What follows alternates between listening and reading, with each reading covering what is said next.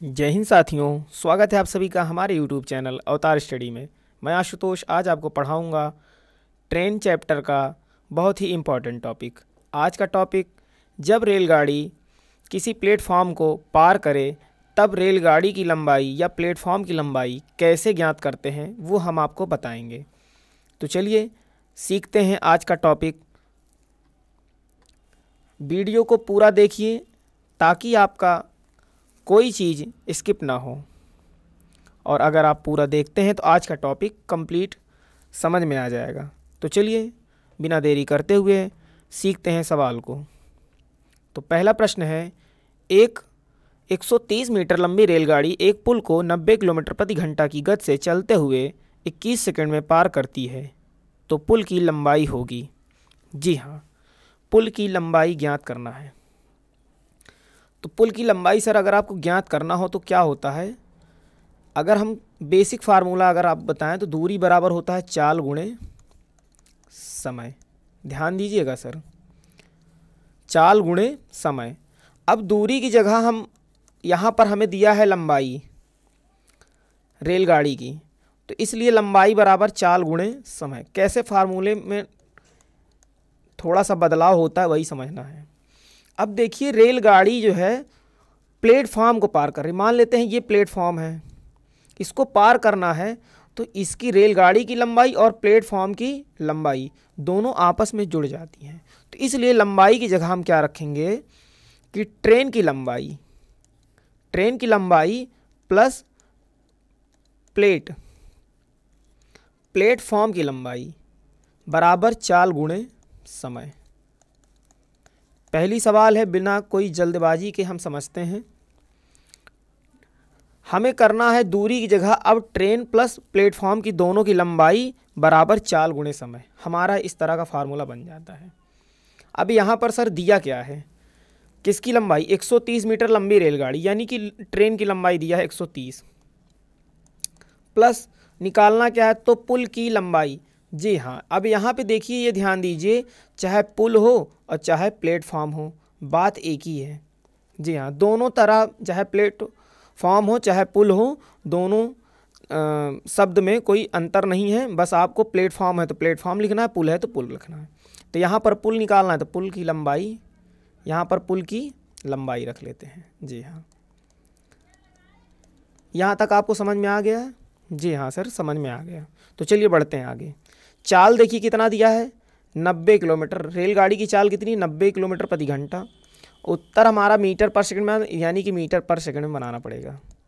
तो 5/18 से गुणा कर लेते हैं। समय देखिए, अब समय रखना है तो समय सर कितना है, 21। तो चलिए इसी को सॉल्व कर लेते हैं। 18 पंचे 90, 18 पंचे 90 और 25 और 25 गुणे 21 करेंगे तो 130 प्लस पुल की लंबाई बराबर, यहाँ पर 5 गुणे 5 गुणे 21, 5 गुणे 5 गुणे 21 कितना आएगा सर, 525 आएगा। तो गुणा कर लीजिए सर, 525 आएगा।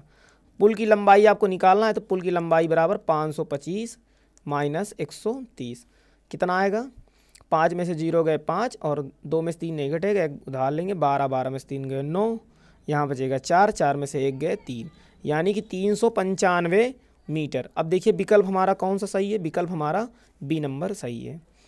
देखिए पहली सवाल थी, बहुत ही हमने विस्तार पूर्वक समझा, बहुत ही स्टेप बाय स्टेप समझा है और कोई भी जल्दबाजी नहीं की है और ना ही सवाल में कोई गड़बड़ी है, और बहुत ही बेसिक फार्मूला।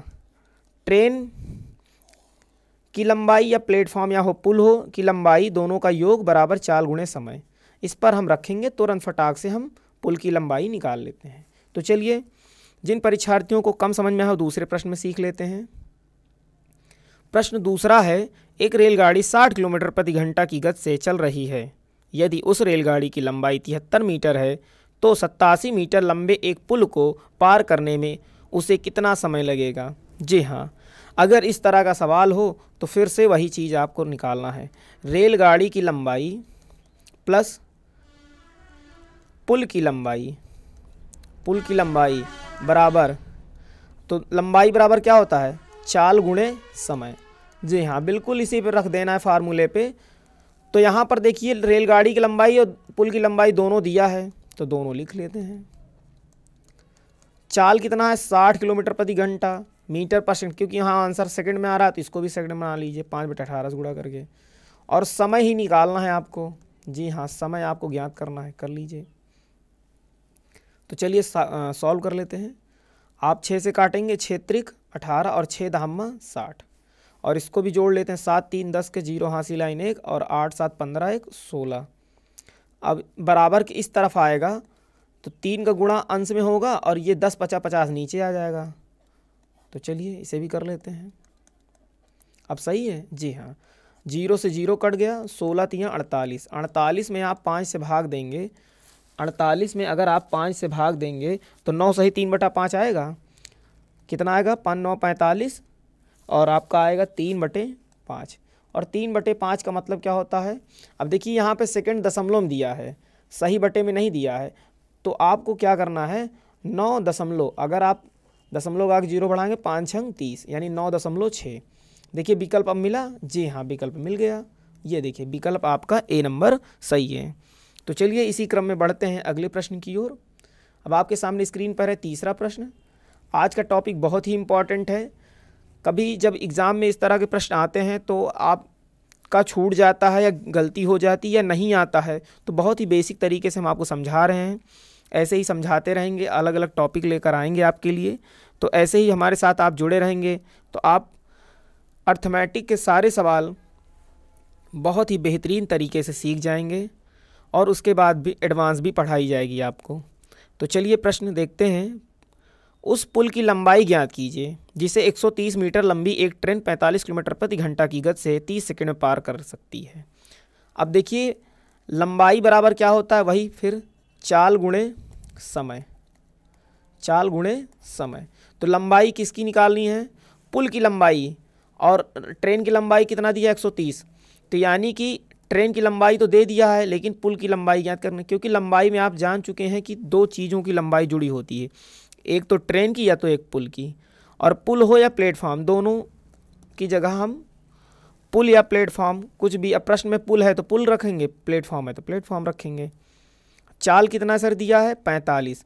अब देखिए विकल्प हमारा मीटर में है तो इसे बना लीजिए 5/18 से गुणा करके मीटर पर सेकंड में। समय सर कितना दिया है 30 सेकंड। तो चलिए सॉल्व कर लेते हैं। काट दीजिए, 6 त्रिक 18 और 6 पंचे 30, यहाँ पर 3 आएगा, फिर 3 से भाग देंगे तो आएगा आपका 15, जी हाँ, फिर 130। अब देखिए प्लस पुल है और अब इधर बराबर की इस तरफ कितना आ जाएगा, सॉल्व कर लीजिए। 15 का गुणा 5 में होगा 75 आ जाएगा, नहीं तो आप 25 कर लीजिए और 25 के गुणा 15 में कर लीजिए, तो आपका कितना आ जाएगा सर 375 आ जाएगा। तो फिर पुल की लंबाई, अब आप यहाँ से समझ गए होंगे कि इसको डिफरेंस करना होगा, तो आप डिफरेंस कर लीजिए, कितना आएगा 245 आएगा। देखिए विकल्प आपका कोई मिला, जी हाँ विकल्प आपका सी नंबर सही है। उम्मीद है आप सभी परीक्षार्थियों को यहाँ तक बहुत ही अच्छे समझ में आ गया होगा और आशा है कि आपको आगे भी हम समझाने में सक्षम रहेंगे। तो चलिए बढ़ते हैं अगले प्रश्न की ओर। प्रश्न है 270 मीटर लंबी एक रेलगाड़ी 36 किलोमीटर प्रति घंटा की गति से चल रही है। तदनुसार वह 180 मीटर लंबे एक पुल को कितने समय में पार कर लेगी। तो समय पूछ रहा है, फिर से वही चीज़ है, आपको 270 मीटर लंबाई बराबर चाल गुणे समय, यानी 270 मीटर लंबी रेलगाड़ी है और पुल कितना है 180 मीटर और चाल कितना दिया है 36 किलोमीटर प्रति घंटा, तो 36 और यहाँ सेकंड में दिया है समय, तो आप 5/18 मीटर पर सेकंड बना लीजिए। समय निकालना है तो आप समय रख लीजिए यहीं पे, 18 दूनी 36, 2 पंचे 10 और यहाँ पे आप सॉल्व कर लीजिए। 0 8 7 15 5 हासिल लाइन 1 2 1 3 1 4, यहाँ पर 10 हो गया और समय कितने गुना है 10 गुना, तो आपका 10 इसके नीचे आ जाएगा, जी हाँ क्योंकि इसके साथ गुणा है। जोड़ घटाना में होता तो इधर प्लस माइनस में आ जाता, पर यहाँ पर फिर 0 से 0 कट गया। सर आपका उत्तर कितना आ गया 45। देखिए विकल्प आपका बी नंबर मिल गया। देखिए बिल्कुल एक लाइन की सवाल है, बस समझने की बात है और आप सीख गए हैं सवाल। अब आज की आखिरी सवाल आपको हमसे पहले लगा के कमेंट करके बताना है कि कितने सेकंड में आप इसे लगा ले रहे हैं। तो चलिए, पहला विकल्प 420 मीटर है, दूसरा 500 मीटर और तीसरा 300 मीटर और चौथा विकल्प 250 मीटर है। देखिए आपका कौन सा उत्तर आता है। तो चलिए सॉल्व कर लीजिए हमसे पहले, और हम आपके साथ सॉल्व कर रहे हैं। तो प्रश्न है एक रेलगाड़ी 60 किलोमीटर प्रति घंटा की गति से चलकर एक प्लेटफार्म को 30 सेकंड में पार कर लेती है। तदनुसार यदि उस रेलगाड़ी की लंबाई 200 मीटर हो तो प्लेटफॉर्म की लंबाई कितनी होगी। जी हाँ, रेलगाड़ी की लंबाई दिया है, प्लेटफॉर्म की निकालना है। तो रेलगाड़ी की लंबाई दिया है, प्लेटफॉर्म का निकालना है। ये पा है आपका प्लेटफॉर्म। दोनों लंबाई जुड़ जाती हैं क्योंकि एक दूसरे के सापेक्ष लंबाइयाँ पार करने में जुड़ती हैं। जैसे कल देखिए चाल, हम सवाल बता रहे थे, चाल पर आधारित थी। तो चाल में क्या होता था, जब दोनों वस्तु गतिशील रहती थी, अगर दोनों एक ही दिशा में जा रही हैं तो चालों का डिफरेंस, और विपरीत दिशा में आ रही हैं तो योग होता था। यहाँ पर पार करने में चाहे जिस दिशा से आएंगी, दोनों की लंबाइयाँ जुड़ेंगी। अब देखिए चाल कितना असर दिया है, 60 किलोमीटर प्रति घंटा, और यहाँ पर मीटर में दिया है। तो यानी कि चाल को फिर से 5/18 से गुणा करके मीटर पर सेकंड बनाना होगा। और आपका निकालना क्या है सर, प्लेटफॉर्म की लंबाई, और समय कितना दिया है यहाँ पर 30 सेकंड। तो चलिए सॉल्व कर लेते हैं। यहाँ पर सॉल्व कर लीजिए, 6 से काट दीजिए, 6 त्रिक 18 और 6 पंचे 30, और 3 से काटेंगे तो आपका आएगा 20। ठीक है, और ये कितना आएगा, 20 पंचे 100 और 100 पंचे 500, और इधर 200 प्लस प्लेटफॉर्म आपका बचा है, प्लेटफॉर्म बचा है। तो प्लेटफॉर्म का लंबाई जो आप निकालेंगे तो कितना आएगा, प्लेटफॉर्म की जो लंबाई आप निकालेंगे 500, और इधर से 200 आएगा इधर दाएं तरफ, डिफरेंस हो जाएगा। तो प्लेट जो फॉर्म है आपका, प्लेटफॉर्म की लंबाई है वो डिफरेंस हो जाएगी। कितना आएगा सर, 300 आएगा। देखिए विकल्प कोई मिल रहा है। जी हाँ, विकल्प आपका सी नंबर मिल रहा है। उम्मीद है कि आप सभी परीक्षार्थियों को अब तक के सारे प्रश्न बहुत ही अच्छा समझ में आए होंगे।